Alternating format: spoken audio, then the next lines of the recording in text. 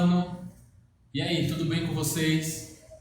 Bom, nós estamos aqui para mais uma aula de religião, ética e filosofia. Eu separei esse momento de hoje para nós darmos uma atenção especial ao exercício que ficou proposto para vocês fazerem em casa. Então, abre aí, por favor, o teu material, livro, cadernos, tudo aí que você utiliza para os seus momentos individuais de estudos.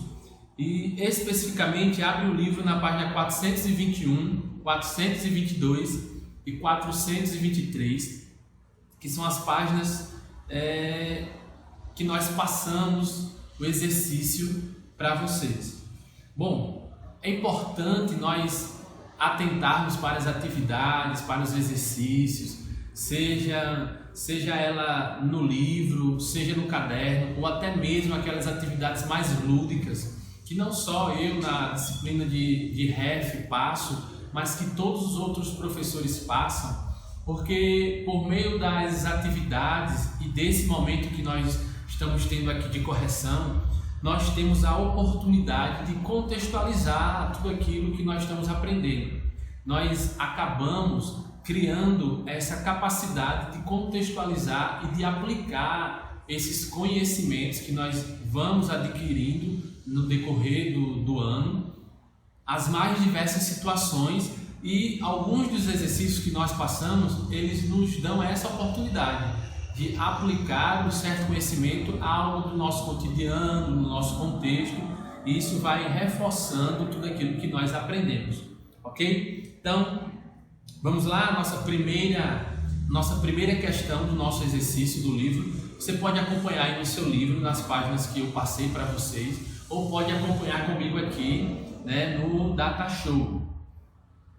A primeira questão diz assim: assinale com verdadeiro V ou falso F as afirmações que se seguem. Então, a proposta é nós analisarmos as afirmações, são 4 afirmações dessa primeira questão, e de acordo com o que nós aprendemos, identificar aquelas que são verdadeiras e aquelas que são falsas. Então, a primeira afirmação é assim: os primeiros filósofos preocupavam-se em compreender o mundo e o universo. Para isso, fundamentavam suas pesquisas nas histórias mitológicas sobre os deuses. Essa questão é verdadeira ou é falsa? Se nós voltarmos um pouquinho ao nosso conteúdo, nós vamos perceber que uma das questões que marcou muito a passagem do pensamento mitológico para o pensamento racional, filosófico, foi exatamente esse abandono das histórias sobre os deuses ou das histórias mitológicas. Então, a partir desse elemento, nós já podemos aqui identificar que essa questão é uma questão falsa, não é verdadeira, porque pelo contrário, eles fundamentavam suas pesquisas não nas histórias mitológicas, mas no pensamento, na razão. A segunda afirmação diz assim: a primeira preocupação da filosofia é compreender os fenômenos naturais. Para tanto, os filósofos pré-socráticos utilizaram a razão e a inteligência humana. Então veja, aquilo que eu acabei de dizer, a razão e a inteligência humana eram elementos que eram utilizados por esses primeiros filósofos pré-socráticos ou naturalistas, como nós sabemos, para conhecer fenômenos naturais. Então você vai perceber que a preocupação deles estavam voltadas para essa área, de entender como surgiu as coisas, e aí você vai lembrar daqueles elementos primordiais dos quais eles apontaram para explicar a respeito da realidade. Então essa afirmação é uma afirmação verdadeira. A nossa terceira afirmação diz assim: os filósofos da natureza questionavam-se, entre outras coisas, a respeito da origem da natureza e da causa de suas transformações. Então, vocês vão perceber que até por essa nomenclatura ou pela forma como esses filósofos ficaram conhecidos, filósofos da natureza, era exatamente esse o foco deles, entre outras coisas, não limitando esse conhecimento, mas especificando a respeito da origem da natureza e das transformações das coisas. Então, dentro disso, essa terceira afirmação aqui é uma afirmação verdadeira. Vamos para a última afirmação dessa primeira questão? Então vamos lá. Diz assim: os questionamentos sobre a origem do mundo e das coisas não são prioridade dos pré-socráticos. Essa é uma afirmação verdadeira ou falsa, diante daquilo que nós já falamos aqui? Então, se você perceber, essa é uma afirmação que é falsa, porque ela contradiz a questão anterior que nós dissemos aqui que ela é verdadeira. Então você pode marcar nessa daí falsa. Bom, se essa daqui está tranquilo, nós vamos passar para a questão número 2. A proposta da questão número 2 é que a gente preencha essa afirmação que é apresentada aqui na questão a partir desse quadrinho que nós temos aí com vários nomes que está dentro do nosso conteúdo. Diz assim: preencha os espaços do parágrafo a seguir com as palavras em destaque. Então aqui a gente vai ter várias palavras: natureza, mundo, razão, Deus, pré-socráticos, todas elas palavras que nós tratamos dentro dos nossos conteúdos. Mas aí a afirmação começa assim: os primeiros filósofos denominados. Então, como eram denominados esses primeiros filósofos? Qual era o nome técnico que era dado para eles? Nós vamos perceber que era pré-socráticos, porque eles existiram antes de Sócrates. Nós já falamos isso, um outro filósofo grego importante na história da filosofia. Mas eles também tinham outro nome que era dado a partir da característica de análise deles. E qual era esse outro nome? Filósofos da natureza. Por quê? Porque eles acreditavam que a existência das coisas poderiam ser explicadas e deveriam ser explicadas a partir de elementos que estavam no próprio mundo, na própria natureza. Então eles continuam, denominados pré-socráticos ou filósofos da natureza, inauguraram uma nova forma de pensar baseada em quê? A questão número 1 já nos responde essa resposta: na razão e não mais nos mitos. Aí você vai lembrar daquela aula que nós falamos sobre a passagem, do pensamento mitológico ao pensamento racional. Continuando, como o faziam seus antecessores? Para eles, as explicações da realidade encontram-se dentro do próprio, já falei, do próprio mundo. Eles não concebiam nenhuma existência ou nenhuma explicação que fosse transcendente, ou seja, fora do mundo. Isso era uma matéria para aqueles pensadores que vieram antes da filosofia, tal como Homero e outros que acreditavam em uma explicação do mundo fora do mundo, a partir dos deuses do Olimpo, entre outras coisas. Esses pensadores acreditam que não mais os deuses são a origem das coisas. Então, eles não acreditam que os deuses sejam a origem das coisas. Você preenche aí com deuses e da vida, mas sim que essa origem encontra-se aonde? Bom, se eles são filósofos da natureza e acreditam que esses elementos não estão fora do mundo, então você deve preencher esse último espaço aí com natureza. Eles acreditavam que esses elementos encontravam-se na natureza. Está claro para vocês essa questão? Vamos adiante. Número 3.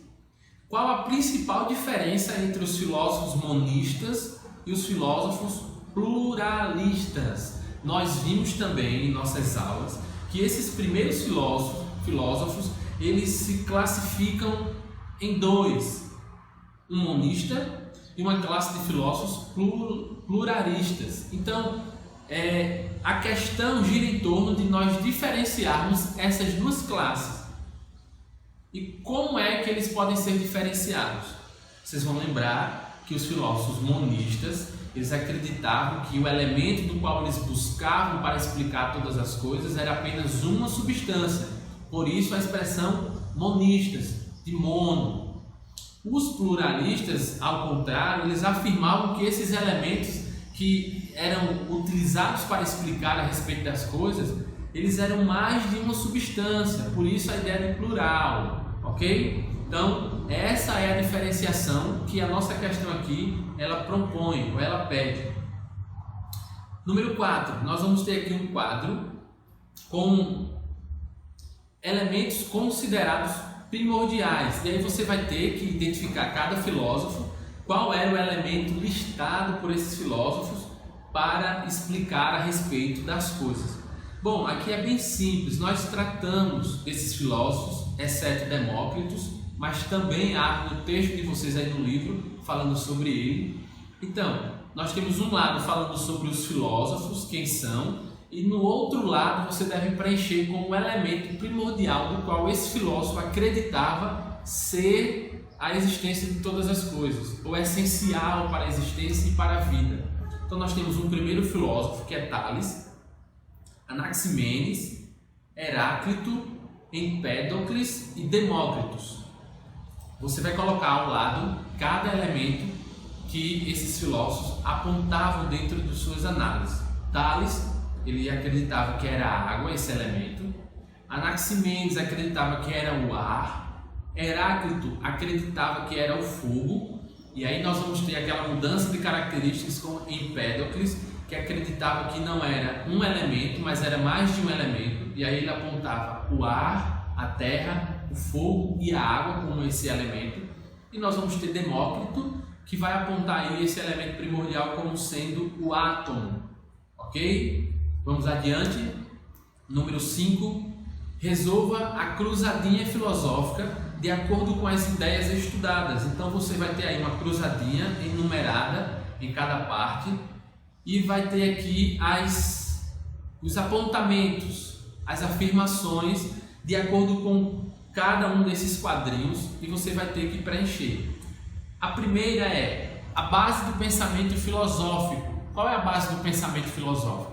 Ora, se nós vamos ter uma passagem de um pensamento mitológico para um pensamento filosófico, um que apontava a história e esse outro apontava o que como a base desse pensamento? Se você for ler aí um pouco mais sobre o conteúdo, ver suas anotações, uma palavrinha que nós falamos muito durante esse bimestre, que é a razão. Está aqui, ó, razão, número 1. Número 2, nome dado aos primeiros filósofos. Poxa, essa é fácil, né? Pré-socráticos. É só pensar aí um pouquinho, raciocinar e você responde essa questão aqui. Número 3, lugar onde se encontra o elemento primordial. Fora do mundo? Dentro do mundo? Então, onde é que se encontra esse elemento? Se é no mundo, então esses filósofos procuravam esses elementos na própria natureza. Então a questão para a afirmação 3 aqui, para que vocês completem, é natureza. Quarta, modo anterior à filosofia que explicava os fenômenos naturais.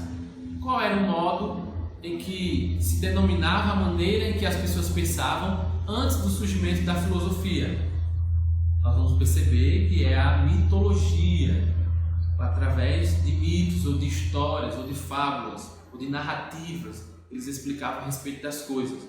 Quinta, o pensamento filosófico então se você ler um pouquinho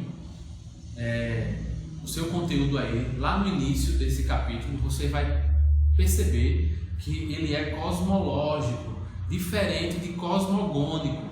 Cosmogônico, você vai ter um quadrinho aí no seu livro, no conteúdo, que vai dar a explicação e o significado dessas duas palavras. Cosmogônico é a maneira de explicar o mundo a partir da ideia dos deuses, de maneira transcendente, pelas histórias que eram contadas.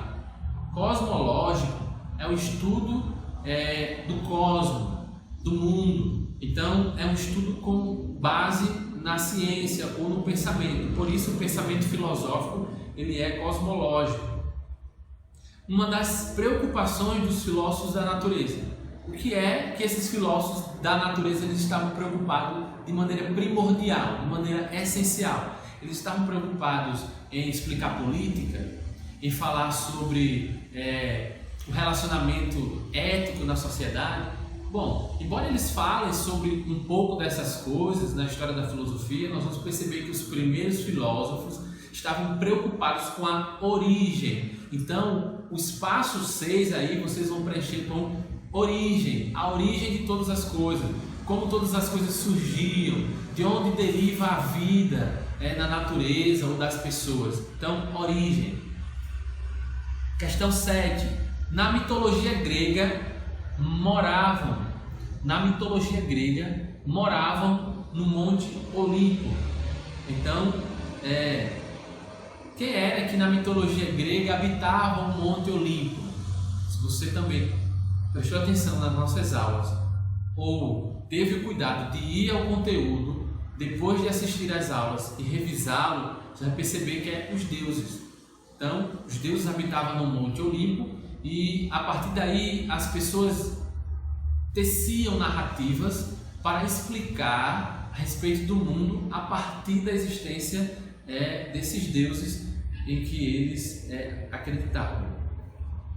A última, número 8, e aí eu já adiantei essa questão, o pensamento mitológico então, fazendo a diferenciação do pensamento filosófico cosmológico, o estudo do cosmos, o pensamento mitológico ele é cosmogônico. Então, o campo, aí o espaço, o 8, vocês vão preencher com cosmogônico, porque era a maneira como as pessoas explicavam a origem do mundo a partir das narrativas que eram construídas pelos aedos ou pelos rapsodos, pelos poetas de uma maneira geral, antes do surgimento da filosofia.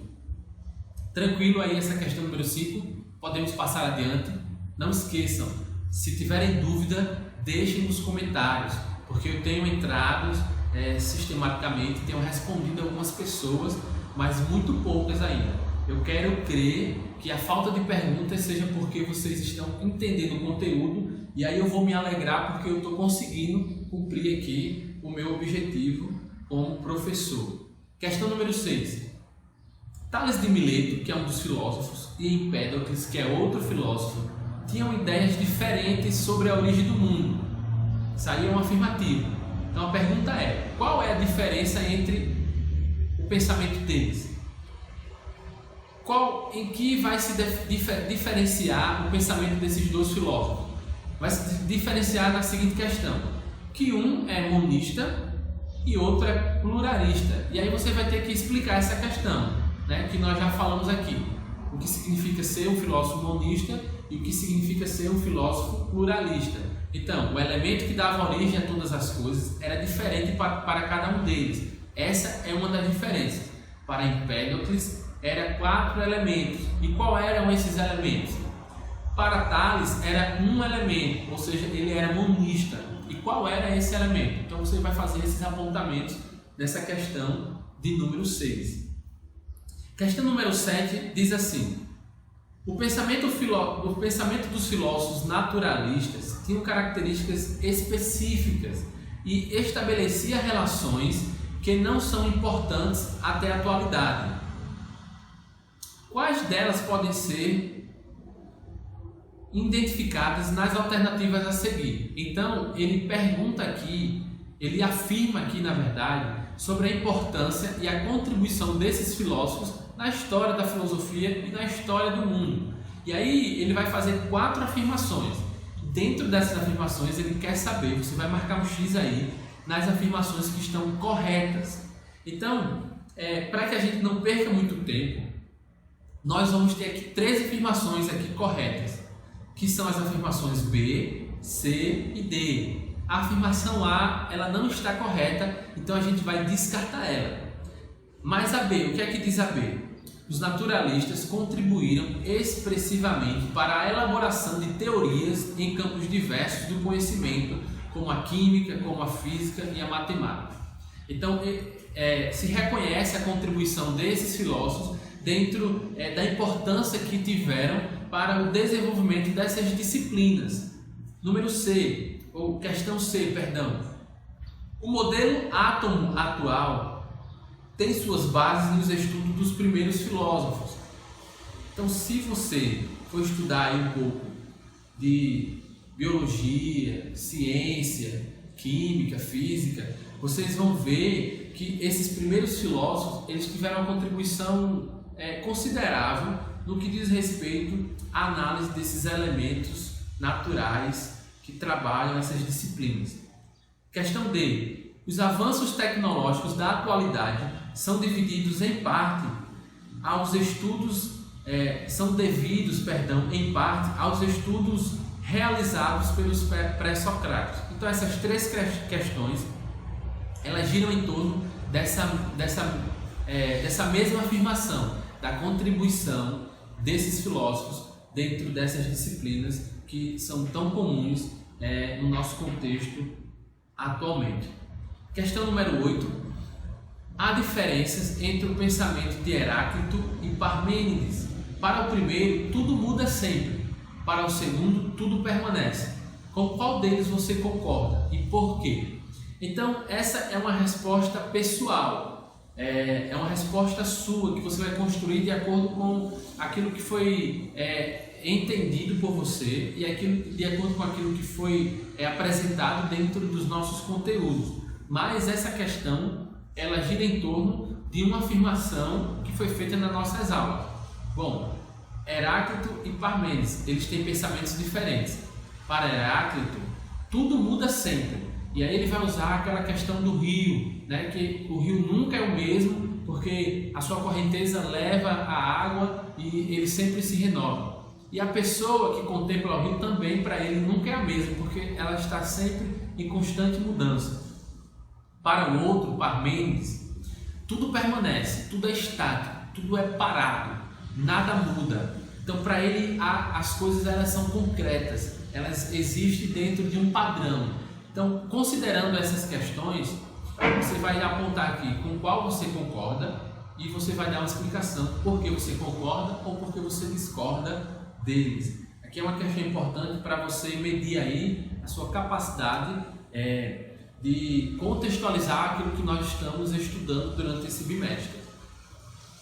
Por fim, então, a nossa última questão diz assim: leia a seguir o trecho do livro O Mundo de Sofia, de Justin Gardner. Aí depois ele vai fazer aqui uma afirmação. Nesse trecho do livro, Sofia, após aprender sobre os filósofos da natureza, que é o que também nós estamos estudando, utiliza da metodologia de observação para produzir raciocínios interessantes sobre dois elementos, sobre a melancia e sobre o gelo. Agora que você também conhece os mesmos filósofos, pode fazer os mesmos raciocínios. Então a proposta nessa questão, depois que você lê o texto, né, é um pouco grande, nós não vamos ler aqui, você tem acesso aí no texto, no livro de vocês. Depois de ler o texto, de entender todo esse contexto que está sendo apresentado pelo autor, você vai escolher 3 itens que estejam próximos de vocês. Por exemplo, aqui eu tenho uma caneta, tenho um livro, tenho um notebook aqui na minha frente. Você vai escolher 3 elementos que estejam próximos a você e pensar sobre qual a origem deles. E aí você vai fazer anotações de sua reflexão. Por exemplo, essa caneta aqui, ela é construída pelo quê? É plástico. E dentro dela, o que tem? Né? Para que ela serve? Como a gente pode utilizá-la? Então você vai fazer essa análise a partir de uma observação, que era o método que era utilizado por esse filósofo. Ele observava a natureza, todas as coisas ao redor deles e ia tecendo seus comentários. Então essa é a proposta para a nossa questão número 9. Pessoal, eu espero que vocês estejam compreendendo o conteúdo, espero que vocês estejam absorvendo, mas para nós finalizarmos esse nosso momento aqui, eu quero fazer aqui algumas observações, uma vez que nós estamos finalizando o nosso conteúdo dentro do nosso primeiro bimestre e nós passaremos para um outro conteúdo. A nossa reflexão, ou a reflexão que eu quero propor aqui é a seguinte: o que há de comum em todas essas maneiras de pensar? Ou poderíamos fazer assim: o que há de comum em todos esses filósofos, ou na maioria desses filósofos que nós temos estudado e que nós ainda vamos estudar no decorrer dos anos e no decorrer do Fundamental 2. O que eu poderia dizer é que o que há de comum em todos esses filósofos, e aqui é uma crítica que nós devemos tecer, é que a maioria deles, ou boa parte deles, eles pegam um elemento da natureza ou da nossa existência e tornam esse elemento absoluto. Por exemplo, a razão. Eles pegam a razão, recortam a razão e tornam isso um elemento absoluto para julgar todas as coisas.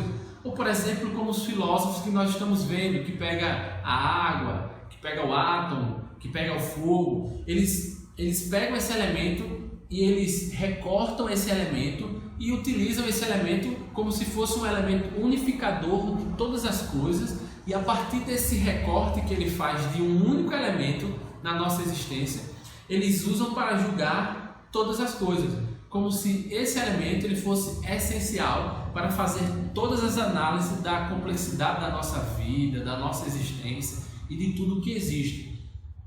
O que isso significa dizer? Significa dizer que eles acabam tornando, por exemplo, a razão ou o pensamento autossuficiente.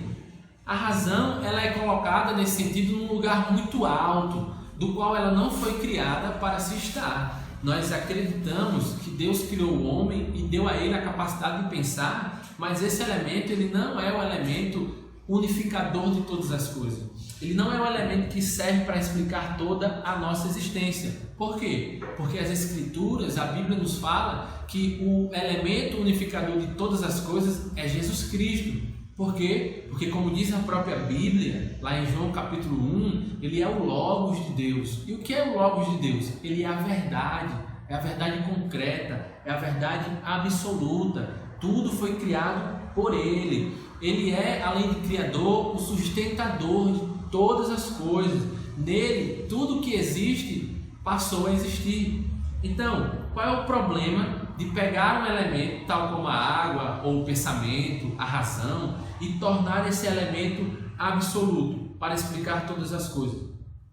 A implicação disso, o problema, que é gerado a partir disso, é que existem coisas que nós não podemos conhecer a partir da razão, mas que Deus revelou a nós através da sua palavra.